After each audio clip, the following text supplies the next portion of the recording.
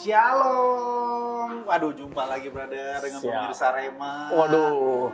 2024 brother sekarang. Yes, tahun yang baru. Tahun yang baru. Semangat baru dan berkat yang selalu baru. Haleluya. Apa kabar semuanya? Teman-teman Rema, saudara-saudara yang diberkati oleh Tuhan. Kita boleh jumpa kembali di awal tahun ini. Yes. Di hari ini kita ada di tempat yang sangat cozy, brother. Yes. Kita udah pernah di sini, brother. Sebelumnya. Dan memang kita suka balik ke tempat ini, ya kan? Ini salah satu tempat favorit kita. Toko buku Immanuel. Tapi ada juga kafenya. Nah, itu yang membuat kita itu nyaman di sini, brother. Makanya, ini toko buku Immanuel sebagai informasi ada di Jalan Proklamasi nomor 76. Gampang kok nyari ke tempat ini. Jadi saudara-saudara bisa hunting-hunting buku di sini untuk menambah wawasan tentang kebenaran spiritual kita sebagai umat pengikut Kristus. Yes. Oke, brother, hari ini kita di tema Paskah hari ini, brother. Siap. Jadi program spesial untuk Paskah. Jadi pembahasan kita agak sedikit doktrinal ini. Pemirsa yang ada di rumah. Jadi teman-teman Rema, siapkan diri untuk belajar, untuk menikmati percakapan kami berdua dengan brother Robson. Brother, hari ini tema kita tentang Yesus telah mengalahkan maut. Ini berat sih, brother. Coba kita bawa secara sederhana, lebih praktikal supaya teman-teman Rema yang ada di rumah bisa mengerti ini lebih mendalam lagi terkait dengan Yesus telah mengalahkan maut. Oke, mungkin sebelum lebih jauh, coba kita akan melihat satu teks Alkitab. Kita mulai dari di sini udah aku siapkan 1 Korintus pasal 15 ayat pertama mulai. 1 Korintus pasal 15 ayat pertama. Jadi saya coba bacakan. Dan sekarang saudara-saudara, aku mau mengingatkan kamu kepada Injil yang aku beritakan kepadamu dan yang kamu terima, dan yang di dalamnya kamu teguh berdiri. Oleh Injil itu kamu diselamatkan, asal kamu teguh berpegang padanya. Seperti yang telah kuberitakan kepadamu, kecuali kalau kamu telah sia-sia saja menjadi percaya. Ayat 3, sebab yang sangat penting telah kusampaikan kepadamu, yaitu apa yang telah kuterima sendiri, ialah bahwa Kristus telah mati karena dosa-dosa kita sesuai dengan kitab suci. Lalu ayat 4, bahwa ia telah dikuburkan dan bahwa ia telah dibangkitkan pada hari yang ketiga sesuai dengan kitab suci. Benar.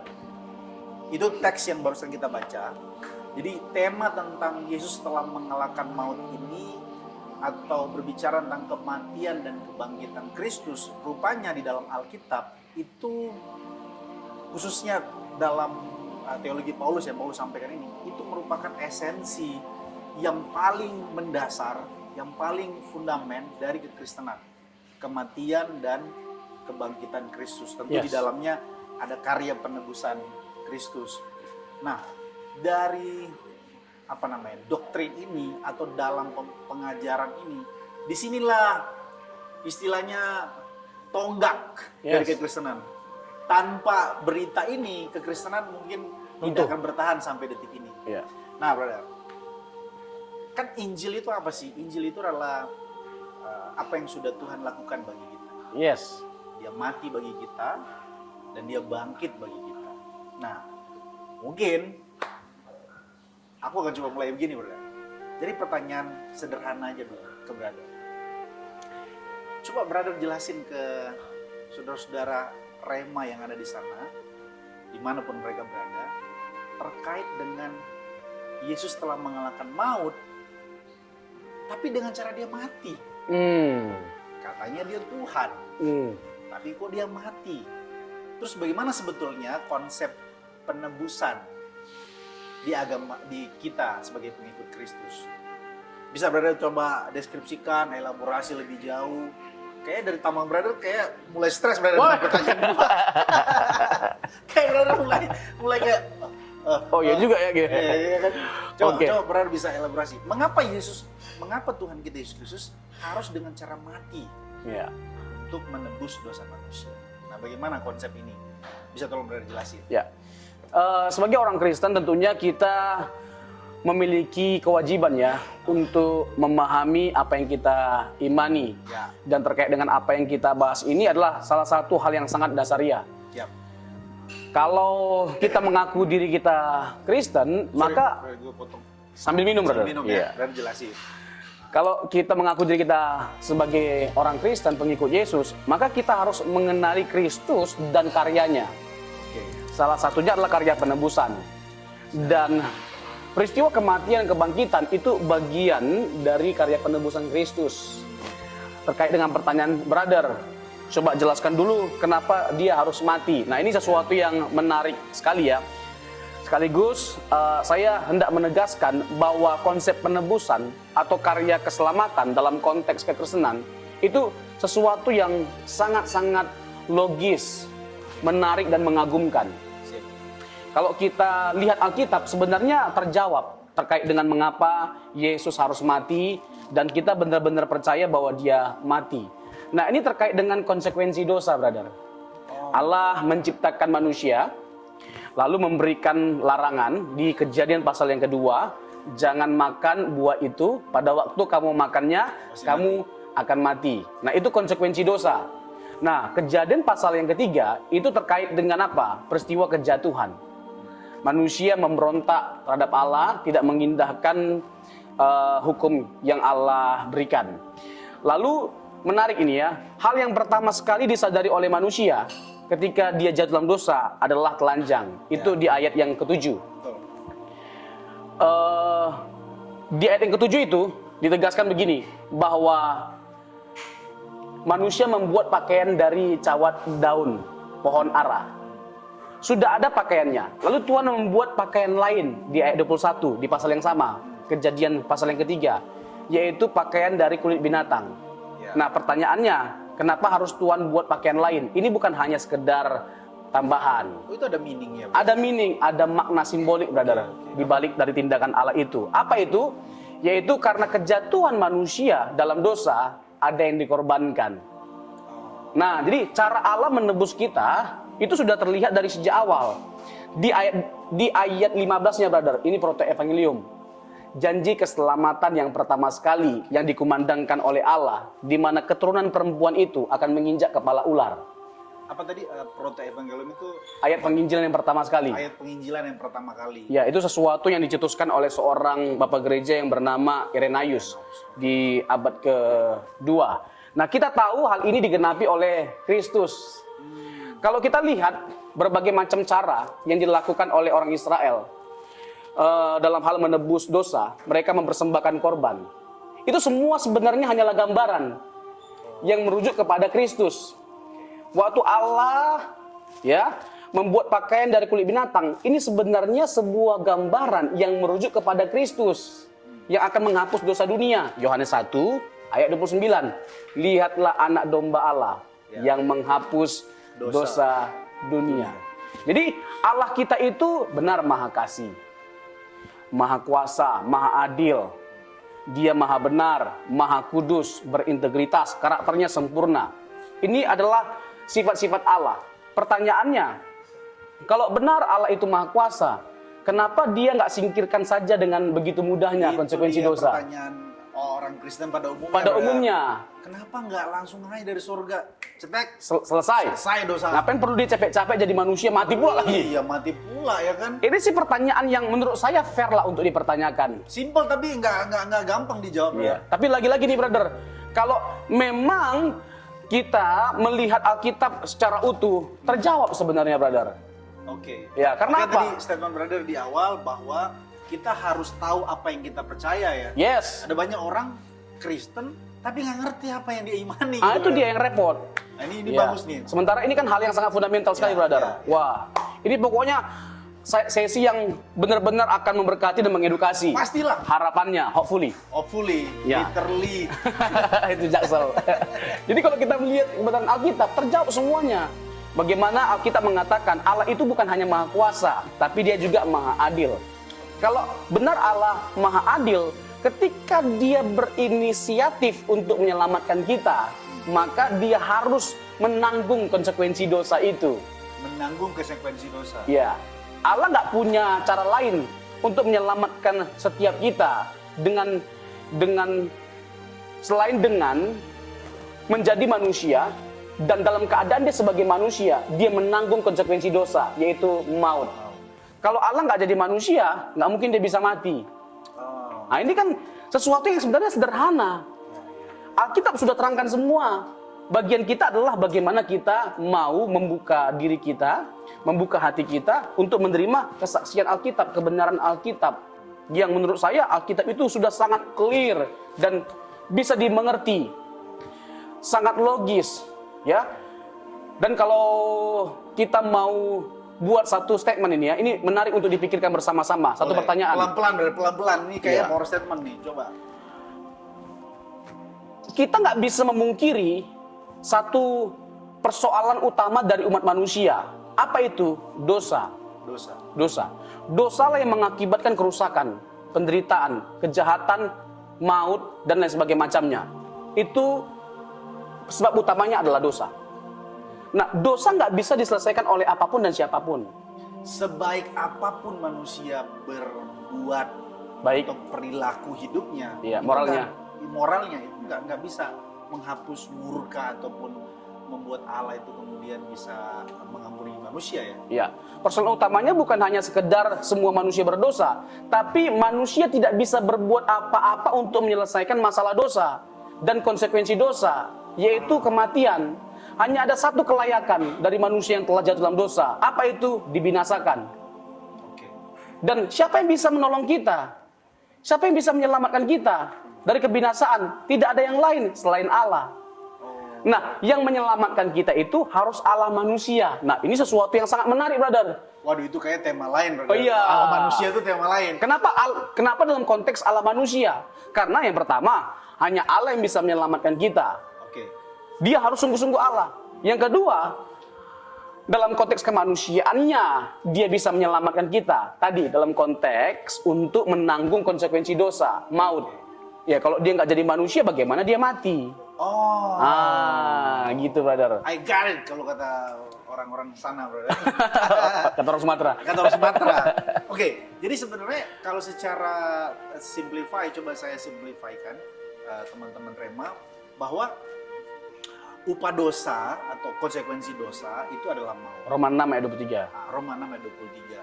Jadi kemudian manusia itu tidak bisa membayar dosanya karena memang konsekuensi itu maut, mati. Dan Tuhanlah yang menggantikan posisi kita. Yesus Kristus, posisi kita untuk mati, untuk mendapatkan maut itu.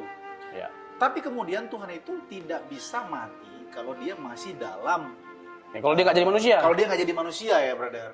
Itu sebabnya dia jadi manusia, makanya dia bisa mati. Ya. Gitu. Kurang lebih begitu ya, brother. Yes.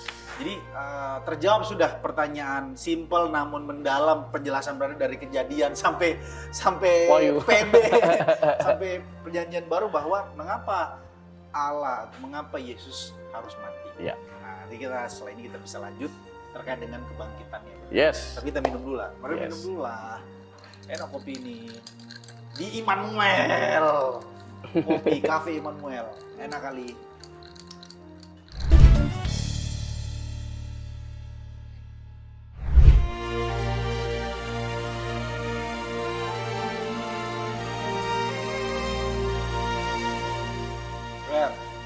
Coba kita lanjut lagi. Ini pembahasan berat. Tapi tadi aku agak tertarik sedikit berseloroh. Tadi kan Tuhan bilang kepada manusia untuk jangan memakan buah itu. Itulah penyebab utama kenapa manusia itu jatuh dalam dosa ya, bro. Iya. Tapi kalau mau bicara seluruh nih ya, bro bisa bayangkan nggak? Kalau Adam dan Hawa itu kalau seandainya orang Batak nggak jatuh dalam dosa kita, karena bukan buahnya yang dimakan, ularnya yang dimakan, jadi tambul. Kalau orang Sulawesi itu pasti udah dimakan juga ularnya. Soalnya ular lebih enak. Oh iya, ya itu intermezzo teman-teman Rema. Jadi kita lanjut lagi. Iya. Tadi kan di dalam 1 Korintus pasal 15 itu, di sana dikatakan bahwa Yesus yang telah mati bagi dosa-dosa kita dan dia telah bangkit. Jadi tidak lengkap yang namanya gospel atau Injil itu kalau kita nggak bicara tentang kematian dan kebangkitan Kristus. Setuju. Nah ini dia, ini yang jadi polemik atau ini yang jadi salah satu pertanyaan, bahkan diserang dari berbagai macam sudut. Kekristenan dikepung dari berbagai macam sudut terkait dengan kematian. Tadi kematian sudah diberitahu motifnya kenapa Yesus mati. Lalu sekarang tentang kebangkitan. Nah di luar sana kan banyak sekali teori-teori yang mencoba untuk membuktikan bahwa yang mana Yesus itu sebetulnya nggak bangkit. Coba berikan bukti-bukti otentik mengenai Kristus, benar nggak sih mati? Lalu kemudian pertanyaan variabel keduanya adalah gini, bro. Sebetulnya apa meaning atau apa makna dari kuasa kebangkitan Kristus itu bagi manusia? Apakah itu sesuatu yang spektakuler atau sesuatu yang biasa saja? Jadi ada dua nih pertanyaan. Aku mewakili teman-teman Rema yang ada di rumah terkait dengan apa bukti-bukti mengenai kebangkitan Kristus, karena ya orang nggak percaya kalau Yesus itu bangkit karena dia kan mati. Jadi orang nggak percaya. Kedua, apa makna dari kebangkitan Kristus atau kuasa kebangkitan Kristus itu bagi kekristenan lah pada umumnya? Ya, ini menarik sekali. Nanti kita masuk kepada fase bukti-bukti dari kebangkitan Kristus, yang mana buktinya terlalu kuat, sangat kuat, baik secara internal maupun eksternal. Nah, nanti kita akan berikan penjelasan atau data-data terkait dengan hal itu. Sebelumnya kita mau bahas terkait dengan urgensitas. Mengapa kita percaya bahwa Yesus itu benar-benar bangkit? Kita tahu bahwa kebangkitan Kristus itu adalah jantung dari kekristenan. Kekristenan runtuh, selesai, ambruk kalau ternyata Yesus tidak bangkit. Nah, saya bacakan satu ayat. Paulus menegaskan demikian, brother. 1 Korintus 15 ayat yang ke-17. Dan jika Kristus tidak dibangkitkan, maka sia-sialah kepercayaan kamu dan kamu masih hidup dalam dosamu. Nah, ini sesuatu yang menarik untuk kita pahami. Jadi kalau Kristus tidak bangkit, tidak ada kekristenan. Kalau Kristus tidak bangkit, tidak ada kehidupan di balik kematian. Kita nggak mungkin bisa selamat. Jadi benar-benar kebangkitan Kristus itu menjadi jantung dan tonggak dari kekristenan. Seluruh bangunan kekristenan dibangun atas satu peristiwa, yaitu kebangkitan Kristus. Pengharapan kita itu terfokus atau terletak pada Yesus yang bangkit dari kematian. Karena Yesus bangkit, maka tidak salah kalau kita menyimpulkan kekristenan sebagai agama yang benar. Karena apa? Seluruh yang Yesus sampaikan, ajarkan ketika dia hidup terbukti benar lewat kebangkitannya. Jadi kebangkitannya memverifikasi semua ajarannya itu sebagai benar adanya. Benar adanya. Apapun yang Yesus sampaikan ketika dia hidup, ajarkan ketika dia hidup, itu benar adanya. Itu semua terverifikasi dengan kebangkitannya. Nah, pertanyaannya kan yang tadi, brother, seberapa valid, seberapa kuat bukti dari kebangkitan Yesus Kristus? 100%, sangat kuat, sangat kokoh. Nah, inilah yang menjadi perhatian utama kita sebagai orang Kristen. Yesus benar-benar bangkit dengan beberapa alasan. Kita mulai dari hal yang sederhana, dari argumentasi internal. Nanti ada eksternal juga, brother. Internali maksudnya dari data-data Alkitab, betul sekali. Data-data Bapak Gereja. Ya, betul. Eksternal dari luar ya, oke, siap. Dari luar Alkitab. Tapi sorry, sebelum brother ke sana ya, ini ada satu diksi yang agak sedikit mengganggu nih, supaya kita tidak terkesannya terlalu jumawa lah dalam bahasa lain. Bahwa kebangkitan Kristus itu membuktikan kekristenan lah agama yang paling itu bisa jadi ini nggak sih, brother? Oke. Coba brother bisa ulang sedikit soalnya agak kecepatan tadi. Oke. Siapa tahu gua agak, takutnya teman-teman di rumah juga, wah ini kok kayak eksklusif sekali nih. Ya. Kekristenan itu kan dibangun di atas karya dan apa yang Yesus ajarkan. Oh, mantap. Kekristenan itu dibangun di atas karya dan apa yang Yesus ajarkan 2000 tahun yang lalu. Oke. Jadi kalau kita simpulkan kekristenan sebagai agama yang benar lewat peristiwa kebangkitan Yesus, itu sesuatu yang benar-benar sah. Oke. Sah dan bisa dipertanggungjawabkan. Karena apa? Karena kita pun bisa mempertanggungjawabkan seluruh karya yang dikerjakan oleh Tuhan Yesus, seluruh ajaran Tuhan Yesus yang dicatat dalam kebenaran Injil. Ya, meskipun nanti ada tuduhan juga Injil sudah dipalsukan dan sebagainya macamnya. Tapi kita punya alasan yang kuat untuk menjawab semuanya itu. Sip. Berarti Jadi kita punya jawaban yang kuat, yang valid untuk kemudian menjawab setiap pertanyaan-pertanyaan itu ya. ya, kalau seandainya Yesus tidak bangkit, ya kekristenan bukan agama yang benar. As simple as that gitu loh. Tapi ternyata Yesus bangkit. Oke. Karena Yesus bangkit, maka tidak ada ruang bagi kita untuk meragukan apa yang ia ajarkan, apa yang ia sampaikan, apa yang dia lakukan 2000 tahun yang lalu. Bahwa dia diutus oleh Bapa, dia datang untuk menyelamatkan setiap kita, dia pergi ke tempat di mana dia berasal, dan tempat di mana dia berasal, ke situ juga kita akan pergi. Yohanes pasal yang ke-14. Nah, semuanya itu bisa layak dipercayai kalau benar Yesus bangkit. Tapi kalau ternyata dia nggak bangkit, ya udah sia-sia kepercayaan kita. Untuk apa kita percaya Yesus? Untuk apa jadi Kristen? Oke. As simple as that. As simple as that. Sesederhana itu. Brother, lanjut. Apa tadi bukti-bukti yang valid yang otentik itu? Ini sesuatu yang sangat sederhana. Oke. Jadi bisa dipahami oleh siapapun, termasuk oma-oma yang sudah tua sekalipun. Ya. Oma-oma Iya. pun tahu ya. Iya, bisa menangkap Ya, ya. poin-poin ini. Nanti ada poin-poinnya agak sukar dikit. Oh, iya, Ya, tapi dikit aja, gak usah banyak-banyak. Oke. Nah, yang pertama, Apa itu? ya terkait dengan bukti kebangkitan Yesus adalah liang kubur kosong. Kan ada lagunya itu. Kubur kosong membuktikan dia Pemain musiknya hidup. mana nih, brother? Nggak ada. Harusnya ada pemain musik. Hari ini absen dulu pemain musiknya. Iya, kita Sekali back sound, back sound. Itu sih lagunya mantap sekali ya. Oke. Kubur kosong membuktikan dia hidup. Oke, brother. Lanjut. Karena berarti kalau udah nyanyi, Iya. nggak bisa berhenti dia soalnya. Bener juga sih ya. Kalau udah terus, pegang mic, Iya. nggak turun-turun. Apa yang Yang kubur kosong. Nah. Tapi saya setuju, memang yang kubur kosong tidak serta-merta membuktikan Yesus itu bangkit. Karena bisa aja mayatnya dicuri. Oh iya. Iya, bisa aja diada-adakan oleh para muridnya dan sebagainya macamnya. Jadi ada bukti-bukti penyerta. Selain kubur kosong, ada apa? Kain kafan ditinggalkan. Nah, ini kan semuanya diceritakan oleh Alkitab. Kain kafan ditinggalkan. Kalau memang mayat Yesus itu dicuri seperti yang dituduhkan, para murid mencuri. Ya, itu kebohongan. Ya. Taurat ya. Itu salah satu teori kebohongan yang diciptakan oleh para imam sendiri. Kalau sekarang tuh pendeta ya. Pendeta. Hati-hati. Nah, jadi kalau benar mayat Yesus dicuri, ngapain kain kafan ditinggalkan? Ini kan sesuatu yang nonsen.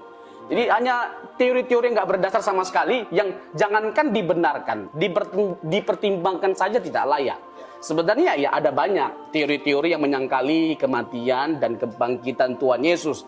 Tapi dari pengamatan kita, dari studi yang kita lakukan, tidak ada satupun teori-teori itu yang kuat dan berdasar. Lemah semua teori-teori yang ada. Ya kita nggak punya waktu untuk menjelaskan semua teori penolakan yang ada. Kita hanya berfokus pada keyakinan kita yang sangat kuat bahwa Yesus itu mati dan bangkit. Karena dia bangkit, ya kita bisa memperoleh kehidupan kekal. Nah, masuk ke poin ketiga, brother. Selain liang kubur kosong, kain kafan, lalu yang ketiga, saksi-saksi. Saksi dari kebangkitan Tuhan Yesus. Saksinya itu ada banyak sekali. Dalam konteks hukum, DPL juga ditegaskan 2-3 orang saksi, suatu perkara dianggap sah. Nah, saksi dari Yesus yang bangkit itu bukan hanya 2-3 orang. Itu banyak sekali, brother. Kalau dalam 1 Korintus 15, 500 pasang mata yang menyaksikan Yesus yang bangkit. Dan surat Paulus ditegaskan bahwa ada di antara mereka yang masih hidup. Artinya, kalau ada yang meragukan ya kesaksian tentang Yesus yang bangkit pada waktu itu, ya silakan tanyakan mereka. Jadi benar-benar valid, benar-benar kuat kesaksian Alkitab tentang Yesus yang bangkit. Nah, memang nanti implikasinya ini, brother, kita agak lompat sedikit ya. Boleh. Implikasinya adalah karena Yesus bangkit, tidak ada ruang bagi kita untuk menunda percaya kepada Yesus. Karena keselamatan datang hanya dari Yesus yang mati dan bangkit bagi setiap kita. Dia datang untuk menyelamatkan kita, maka layaklah untuk kita memberi diri kita percaya kepada Dia. Supaya apa? Supaya kita benar-benar bersama dengan Dia seperti janjinya. Mantap. Ini kalau bahasa teman kita paten. Paten. Paten. Nah, Oke. jadi saksi dari Yesus yang bangkit itu bukan hanya banyak, tapi banyak sekali. Bisa kasih tahu salah satu teksnya di mana yang 500 orang satu Korintus berapa? 1 Korintus pasal yang ke-15. Ya, supaya Saya bacakan aja kali, brother ya. teman di rumah, oh ada ternyata Ya, saksinya ini bagus ini pertanyaan sederhana tapi takut nanti kan orang jadi meragukan. 500 dari mana ini? Iya, takutnya dianggap mengada-ada kita. Di 1 Korintus 15 dari ayat 5. Ya. Bahwa ia telah menampakkan diri kepada Kefas dan kemudian kepada ke-12 muridnya. Sesudah itu ia menampakkan diri kepada lebih dari 500 saudara sekaligus. Ya. Itu 1 Korintus 15 ayat yang ke-6.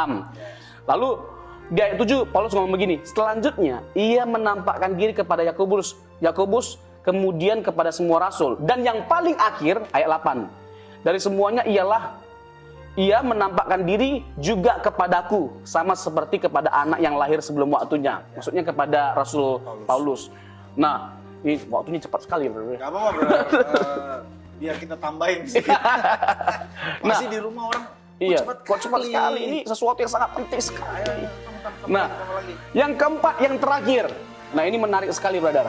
Sesuatu yang sangat sederhana, tapi sangat-sangat kokoh menurut saya. Apa itu? Para murid berubah.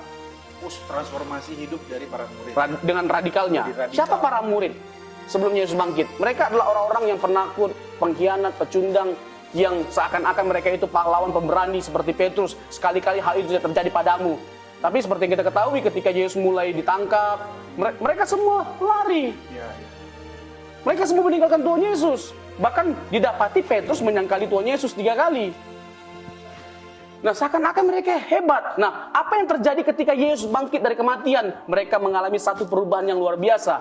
Mereka bukan hanya sekedar setia dalam memberitakan Injil, sampai pada titik mereka mempertaruhkan nyawanya. Nah, kalau mau ditanyakan dengan pertanyaan sederhana, alasan apa yang paling logis untuk menjawab mengapa para murid bisa mengalami perubahan yang radikal? Tidak ada jawaban yang lebih logis untuk menjawab pertanyaan ini selain Yesus yang bangkit. Karena Yesus bangkitlah, makanya para murid mengalami perubahan yang luar biasa. Amin.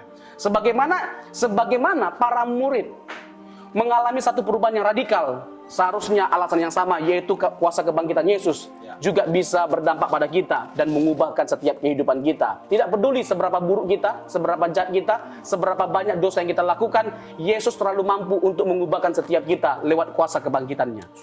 Mantap. Jadi implikasi sederhana yang dari pembahasan kita ini adalah mengalami transformasi, bro. Lewat kuasa kebangkitan 2024 Yesus. Ini kita semakin hari semakin berubah seperti Kristus. Yes. Perkataan kita, pikiran kita, perilaku kita, karena kita memaknai dengan benar kuasa kebangkitan Kristus itu yang telah bangkit bagi. Ya. Oke, sekali lagi selamat Paskah untuk kita semua, teman-teman Rema. Kiranya Tuhan memberkati kita di momen Paskah ini. Apa yang sudah kita bahas kiranya mengubah hidup saudara-saudara yang ada di rumah. Benar ada? Dah, cukup, mantap. Cukup? Oke. God bless untuk kita semua. Sampai jumpa.